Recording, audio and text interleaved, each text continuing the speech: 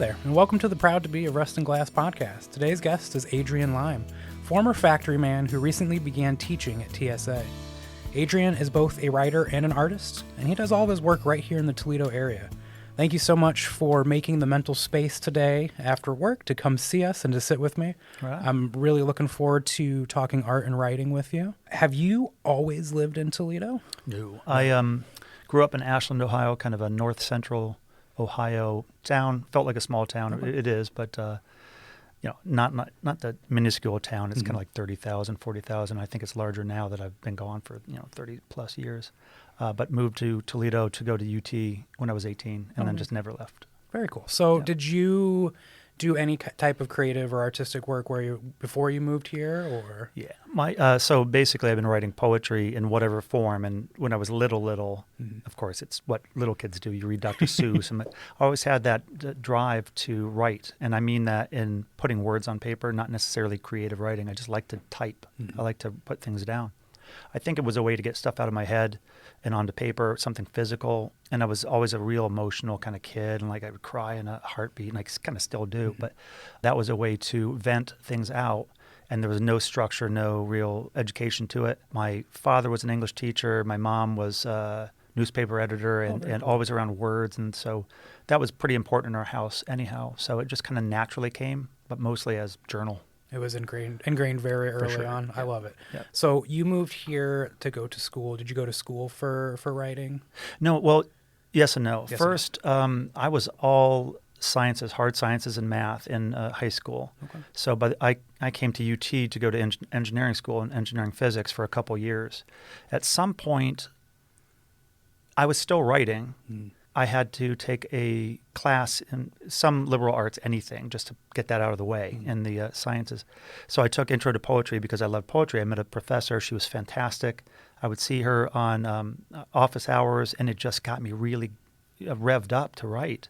So the longer I was in the sciences, and it was all theoretical near the end of my second year, and in one of the meetings with my professor, she said, "Why are you in engineering?"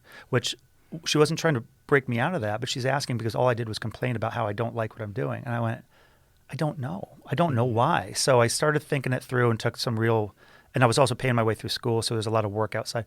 What I really wanted to do was write. I didn't think it would make me any money. Right. I didn't think it could There is go always forward. that. Exactly. So I knew I was on a good track professionally, but I was miserable, and it was very hard.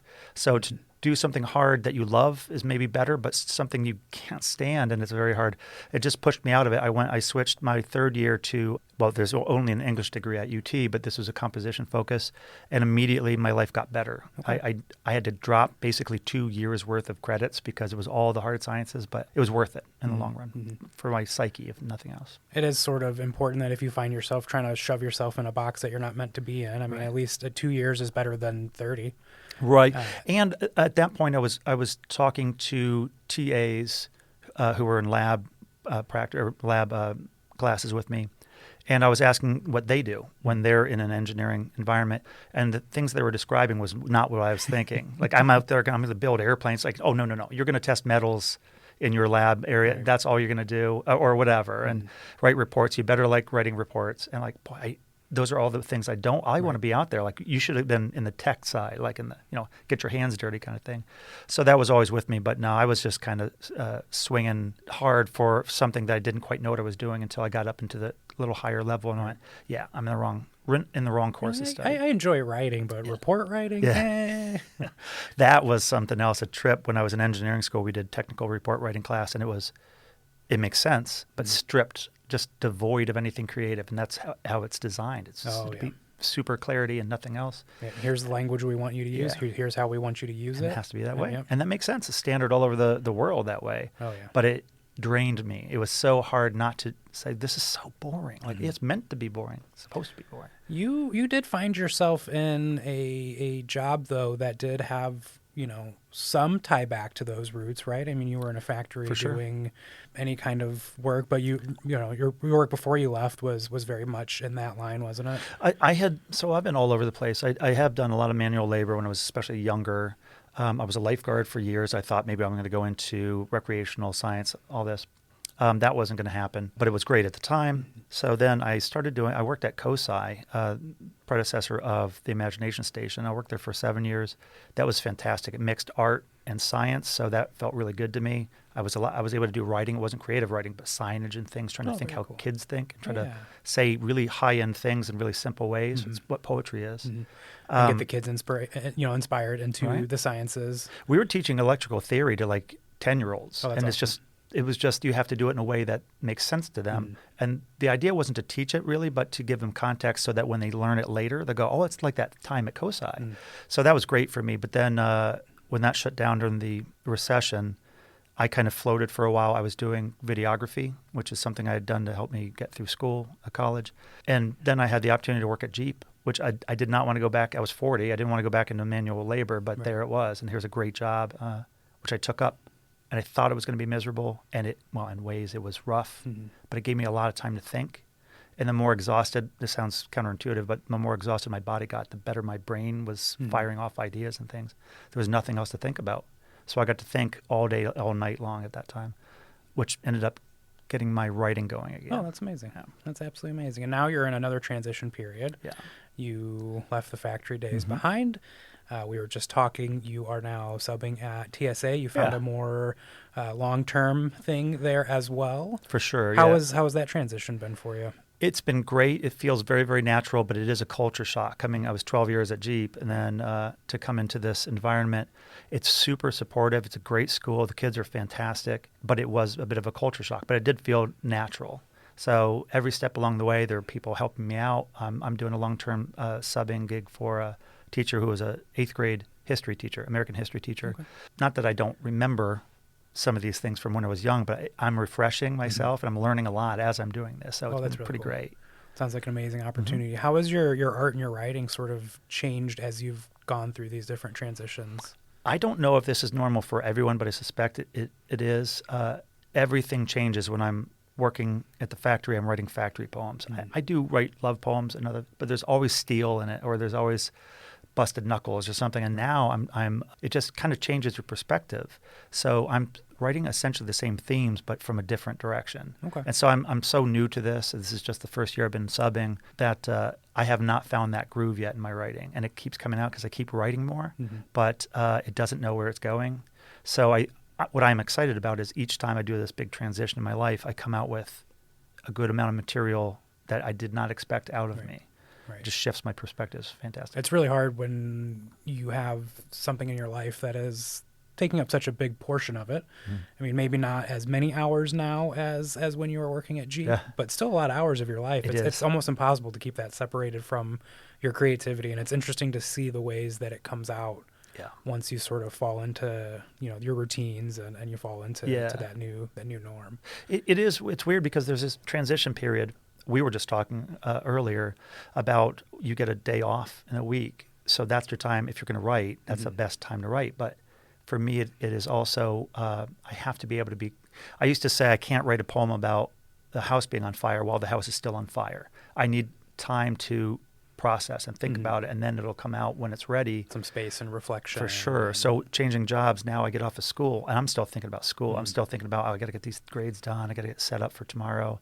I'm not thinking creatively, and there's this period of sort of coming down and then getting your head clear, and then I can start engaging things, which is still, it's kind of up in the air right now. I am writing, and I'm in a group now, again, critique group we call it, but really it's just friends who are writers putting stuff together, sharing it, and then talking about it. So it's inspiring. Are these people that you've written with and worked with before?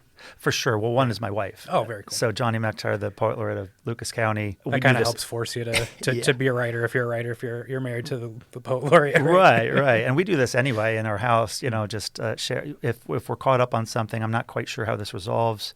Seems right, but there's something wonky here. Can you take a look at it? She's very good at that.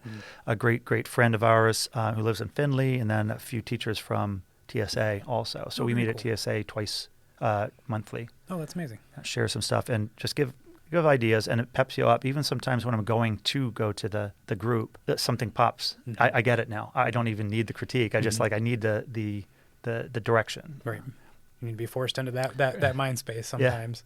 Yeah, I did.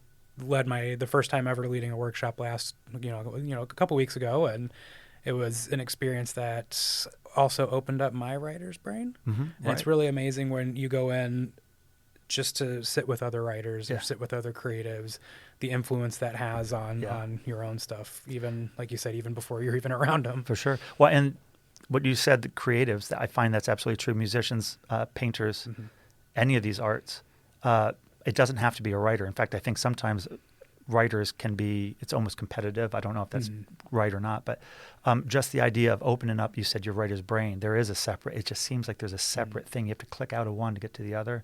I don't know if that's true, but it feels that way. I think it is. If I ever get caught in that mind space at home, I know my wife's always a little agitated. She's like, "You got to do these real life things. You got to come back to earth for a little bit." It's like, sorry. Yeah, no. When you get it creative and open, it's just how that goes. You know? But you still, I don't know. I have a million alarms on my phone so that I don't spend the entire day doing the thing that really is driving me. It's like, come back to the real world, Adrian. Yeah, every once in a while, dip your toe in there at least. I love it. So you write and you also do some art. What type of stuff do you find yourself writing about? So I don't know when this happened, but I've been writing. I write love poems. I don't write. That's not my major theme really. But I find that as I'm writing about something I really love, it turns into a love poem, and not necessarily to a person, but whatever it is, it's a love poem to work, or it's a love poem to. I'm not sure how that works, but it kind of naturally pops out of me that way. I think the other part is elevating. Well, no, it's not elevating. I was corrected on this one time. I was going to say elevating like blue collar work or lifestyle or something like that, but I was reminded you're not elevating it. It's already elevated. You're just shining a light on the fact that it is elevated. I love the way you put that. Yeah. It's easy to slip into that thing to think that blue collar work is lesser than whatever, and it's just not true. And I think it took some time being in it, where this is all my life was, not all my life was, all my professional life was, before I started recognizing that this is not lesser work, and there's no such thing as unskilled labor. This is all skilled labor. It's just in a different vein. It's not necessarily what you study, but what you train at. It's a buzzword that people use to pay people less. And even while you're in the factory, you can think of yourself that way. Right. But that way you undersell yourself. You will take less than you're worth because you think, well, I'm not worth that much. Like yes, we are. Right. Yes, that's one of the things I love. We've had several other quote unquote blue collar writers on this show before, and the fact that you are able to shine that light on it and shine the light on the beauty that is some of that work that others might consider, lesser or menial or whatever. And you're like, no, it's not. This is our life. This is amazing. Right. This is things that keep this country going and keep the economy going. And I think it's like a machine or a car, and maybe there are parts of your car that you don't really need. But if you take out your muffler, or you take out your, there's no carburetor anymore. You take out your radiator, the car doesn't work. It doesn't matter that it's not the most important part. It's an important part because it's part of the whole. Oh, absolutely. Absolutely. Yeah. How is your art different from your writing? So it's unusual because I got into this when I was in college. I'm not sure how it happened. I had a Rolling Stone magazine. I took a picture of Bob Marley. It's a great photo, and it's kind of a classic photo. And I took all the parts that were black, his hair and bits of his eyes and his mouth, all the parts that were black, and I cut them out. I put that on the wall, and I spray painted it and took it off. It was just like a stencil, right? It was really weird, but I liked it. So I started doing that more, and at some point I got better at it, and I started adding shades and stuff. So I don't do freehand spray paint art, but most of what I do are spray paint works, and they're mostly portraits. Okay. At some point, I started using the computer to design what I want to paint before I painted it, and then that kind of just took a life of its own, and now that's basically what I do is spray paint portraiture. Oh, very cool. And that's something that has also evolved, I'm sure, as you've grown as a person, as things in your life has changed. How have those works sort of taken on a life of their own as you've become who you are today? I think something sort of fundamentally changed as I did them more and more. You can see, like I keep all my images in the last few years on Instagram, and that's what I use it for. And you can see from the first ones I posted until recent ones, this learning curve. And I can see it, and I can remember when I got to this one of Neil deGrasse Tyson, and it's like, I can't believe the detail in this. Right. And now I look back and I go, oh man, I could do that in 30 minutes. It's nothing. But I think it just developed. The more I did it, the more I was avoiding mistakes and pitfalls. And the best thing about it for me, and it's kind of how it's related to writing or any other creative thing, when I get going on it, I am outside of time. Right. I'm focused. It's very deliberate work, very tiny cuts with an X-Acto knife, thousands and thousands and thousands of times. I put masking tape on my canvas, and then I build that up as I go layer by layer. So, I mean, there are literally maybe 10 or 20,000 cuts that go onto each painting. It'll take me 50, 60 hours of work to produce it, and that's after I've done it on the computer, like planned it on the computer. Mm-hmm. But it's contemplative. It gets me into this zone where I'm listening to music and just following lines for hours and hours. It's almost like a Zen tangle kind of thing, but I've made it myself. And then I end up with a painting at the end. Very cool. So. Are you able to do writing work and art at the same time, or do you, when you start on a portrait, does it pretty much consume your creative space? That's what I tend to do. When I get onto a painting, I obsess. It's all I can think about. But every once, like, I don't want to paint if I don't enjoy doing it, unless it's a commission or something was fair. That's, if you take the job, you got to do the job. Right. When I'm on that scent, I'm usually pretty committed to it, and I get done. All I want to do is peel the tape off before it's dry, and like you just have to hold back. But every once in a while, it'll get to be tedious, because it is fairly tedious work, but I enjoy it. Mm-hmm. At some point, if it gets to be slow and I don't like it anymore, I just stop. End of story. But I still got that creative juice going, and sliding into writing, kind of like it's like getting a rub down after a workout. Like on that, settled things. I needed to move. Now I've moved, and it's a different part of my brain, but it's the juice is going. That creative juice is going. Oh, very cool. That's really cool that you can work one off of the other and keep it moving. Are there any things that you have struggled with as a creative person? Oh, yeah. Mental health things. For sure. Or, just aspects of the work that have been hard. Or... I think, so I've struggled with anxiety and depression. A lot of people have since I was a little kid. And this is, I think, also, as I said before, part of the reason I like to get things out, put them on paper. It's physical. It's not still in me. It is, but it gives you something to focus on. So that's always been that way. The difficulty I'll get in recent decades is not just saying the thing, but finding a way to hand that to the reader. I know what I want to say, and when I'm in that bad space in my head, which happens, you're just saying it and you're not being clear. They don't know what you're feeling, but you can do it with metaphor. You can do it with literary devices. You can bring people with you. Right. But when you just blast it out, which feels good at the time, it's like shouting. Well, people know what that feeling is, but they don't know what you're saying. Right. So you need to find the key that unlocks what their experience is that can bring them with you. That's the part that I struggle with sometimes when things are in a spin. My life is I'm transitioning now from Jeep to TSA, which is a great move, but it can muddy the waters in my head, so I don't know quite how to say the things that I'm trying to say. Right. But this is working out now that I've been there for a while, and it's kind of settling. So yeah, now I can kind of clear the waters a little bit. And you can kind of recognize when, this might actually connect with people. Oh yeah. It's just not me at this point. It's something that, the people listening or the people reading will connect to. Somebody had asked me, it's a weird but fantastic question. They just were reading a book of mine and said, "How do you write a poem like that?" I went, "I don't know. I don't know how. You just kind of do it, I think." But I mean, so I don't know how you define that. How do you say, how do you write a poem?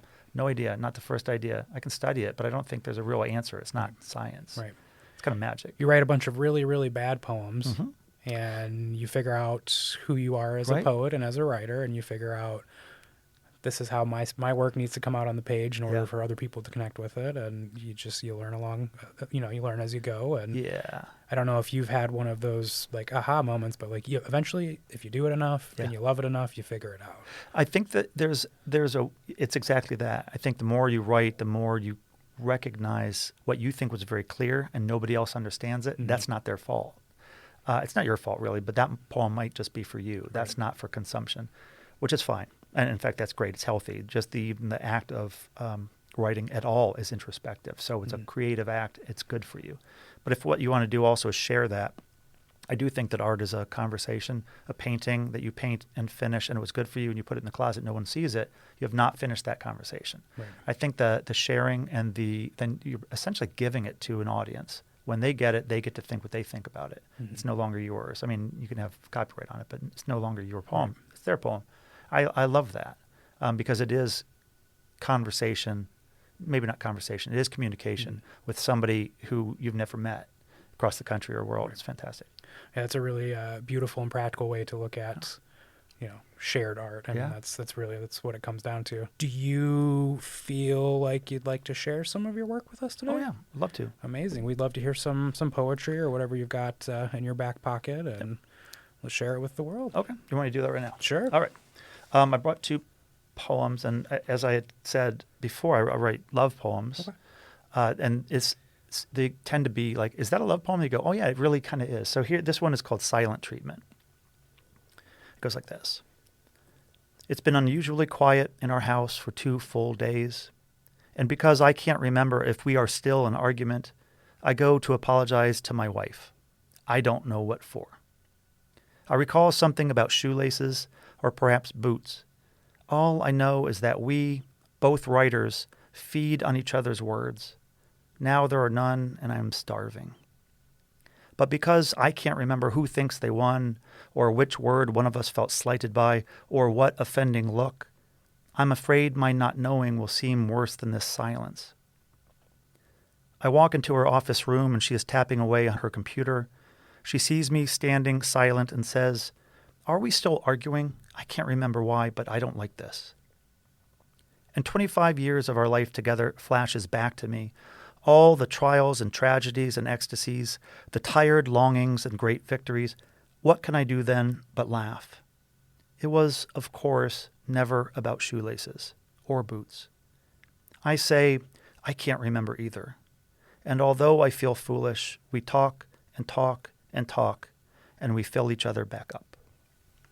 Oh, I love that. The line about we're both writers and we feed off each other's words and you're starving. That was beautiful. It's that loud silence. Yes, and I think anybody in a long-term relationship has had times like that where it's just like everything just feels a little heavier and a little just uncomfortable in the house, and sometimes you just got to put it out there like, what are we doing? Everything feels wrong because there's this discord, but really then talking and owning it is the way to come back out of that. Yeah. Saying it might have been you, it might have been me, it doesn't matter at this point. We can't, and it's usually never the thing that you're saying it is. It's not the dishes. That's not why you're arguing. No, absolutely not. I love it. And you've got another one for us? What's this one? Well, this one came because I am historically terrible at getting a prompt. It's that the writing about a house on fire while it's on fire. You give me a prompt, I need to think about that, sometimes days or weeks. But I was committed to doing this prompt from a friend. It's about, it was a raven, and you pull the feathers off, and on the back of the feather it has a prompt. So we were doing this type-in thing with typewriters, and I love a typewriter. It makes me feel like I'm doing something, even if I'm just writing my name. So it comes from that. This is called How a Poem is Like a Seed. The prompt is to write a poem about sleep, but all you can imagine is a raven's feather resting upon a snowdrift. But this helps to remind you of a time at the beach when you were very small, how sand scratched your eye and your mother held you, wrapped up in a beach towel until your tears made you feel better. The beach towel was soft, like your mother, and white, like a snowdrift, upon which the raven's feather rested. Then your memory drifts from snow to fire, how you camped in all of these northern state winters, and morning coals were like a miracle, fingers flexing near this new warmth stoked from cold.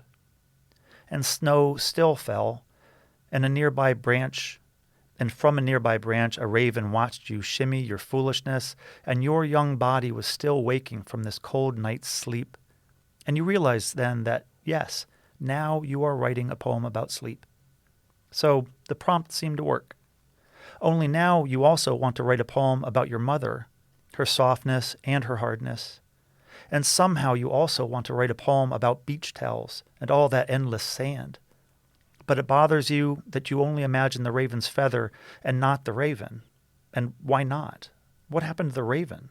And why don't you care? So your next poem, you decide, will be about a raven. Or at the very least, a raven's feather resting upon a snowdrift, which brings you back to your original thought. And who knows just what might grow from that. And was there ever a poem about a raven? No. Just this one. But what it got to me was sort of like we're saying, you get on a roll. I was not in a creative place. We started doing this thing. I got a prompt. I kept writing things. I go, why am I thinking about a raven? Like what? Because of the raven we pulled the prompt from. I'm not thinking about what the prompt says. Right. And after a while, I got a poem out of it, and I'm like, yeah, but now I'm on to this other thing too. So it's once you get on that roll, it really helps. So there's the thing: if you want to write a poem, you sit down and write the poem. Right. You can't edit if there's nothing to edit. I love it. And that's why I always kind of laugh when people say, "What do you do when you don't have any ideas?" I'm like, that's not really a problem if you are really into this kind of thing. Like, there's always going to be something at you. You can look around in the room. You'll find something, anything. And then you think of it, well, what if that weren't there? Or what does that mean? Like, what does a curtain mean? Right. It doesn't mean anything, but it could mean everything. It'll start you on a track. And then that's the roll. Then you take the roll and you keep going with it. So now that you've kind of transitioned and you're sort of falling into your new life and the new Adrian, do you have anything on the horizon that you're kind of excited about that's got you really jazzed up about your creativity? Yeah, for sure. There's a thing. So I tend to write narrative, as you heard, but I love little teeny tiny poems, haiku and so forth. I don't really write them, but I started writing down these things. I called them little aphorisms, and at one point, because of a 10 to 20 word tiny little poems. Oh, cool. And I was just trying to get like I love the Imagist poetry, William Carlos Williams and so forth. And even though he's super wordy when he does these big pieces, he writes these tiny little poems.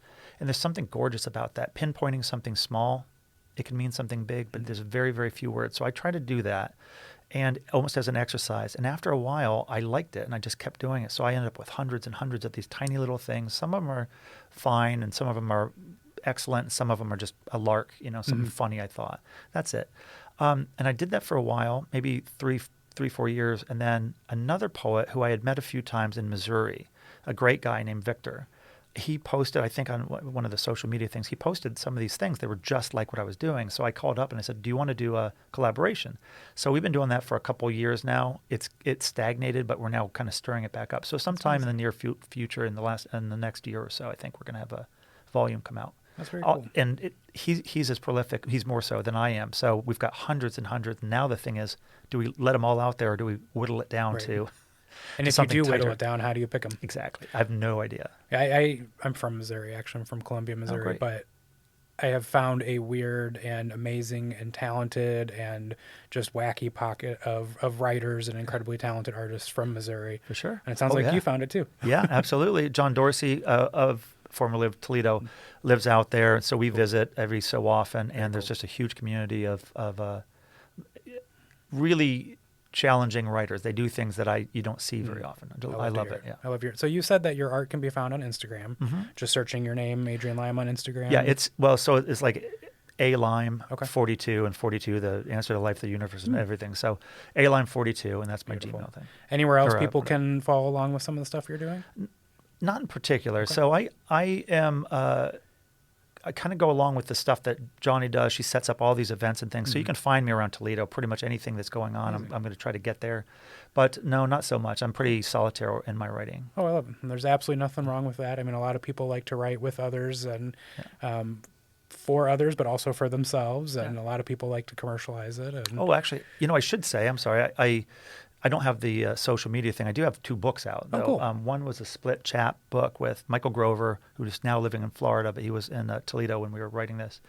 It's called Feeding the Monster, real small chap book. And then Every Broken Little Thing is my full-length collection, and that's that came out of a Missouri publisher also. Nice. Yeah. Very cool.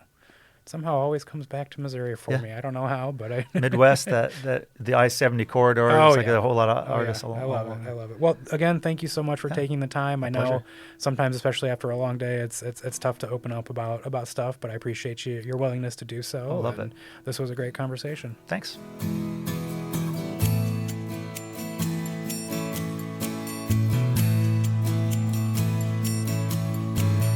This has been today's episode of Proud to Be of Rust and Glass. Adrian Lime shows us that sometimes the transitions in our lives, though challenging, can provide us with invaluable insights into our own creative processes. Change is inevitable, but it doesn't have to slow down your art.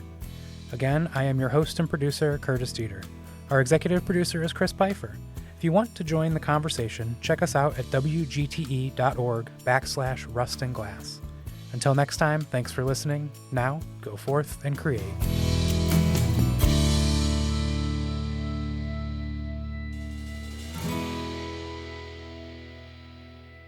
WGTE.